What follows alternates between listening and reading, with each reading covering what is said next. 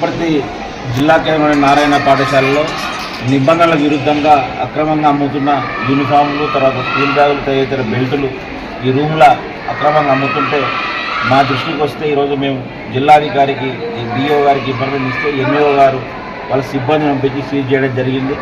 మరి మేము 11 గంటలకు ఇన్ఫర్మేషన్ ఇస్తే 3 అయింది, 2 అయింది, అంటే 3 గంటలు పట్టింది. వాళ్ళకి చేతులు రావడం లేదు ఎంఈఓ కానీ తొందర. మరి ఇటువంటి కార్పొరేట్ వ్యవస్థకు అధికారులే సహకరిస్తూ ఉన్నారు. ఈ స్కూల్ పక్కనే గోడౌన్ ఉంది.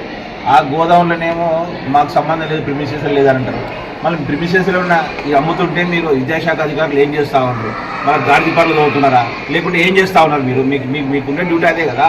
స్కూల్ తెరిచినప్పుడు ఎక్కడ అక్రమంగా జరుగుతుంది అంటే వీళ్ళిచ్చే లంచాలకు ప్రకృతి పడి ఆ పాపిస్టి సొమ్ముతోన మీరు ఈరోజు జల్టాలు చేసుకుంటూ వాళ్ళకి సపోర్ట్ చేస్తూ ఉన్నారు. సొమ్ము ఎవరది? పేద ప్రజలదే కదా.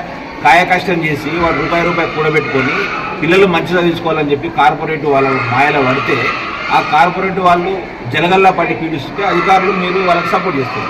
నిజంగా దీంట్లో ఉన్నాయి కూడా మాతో అన్ని ఏ బ్యాగులు ఎంతో క్లియర్గా ఉన్నాయి. టోటల్గా కౌంటింగ్ కూడా మళ్ళీ ఇది లోపాయకారికంగా మాకు ఇన్ఫర్మేషన్ లేకుండా ఓపెన్ చేసి తీసిన మాత్రం దీనిపైన రాష్ట్ర స్థాయిలో కూడా కంప్లైంట్ ఇస్తాం. జిల్లా విద్యాశాఖ అధికారిని, ఎంఈఓని వీళ్ళిద్దరిపైన కూడా కలెక్టర్ గారు దృష్టి సారించి ఇటువంటి కార్పొరేట్ వ్యవస్థకు మళ్ళొక్కసారి కనుక సహకరిస్తే వాళ్ళను సస్పెండ్ కూడా చేయాలని చెప్పి మేము డిమాండ్ చేస్తాము.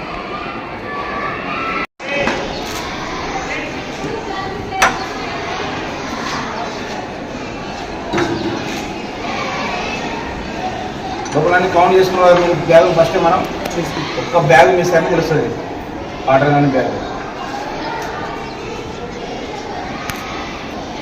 అది ఇన్ఫార్మ్ చేసినప్పుడు ఫస్ట్ తెచ్చుకోలేదు వచ్చినప్పుడు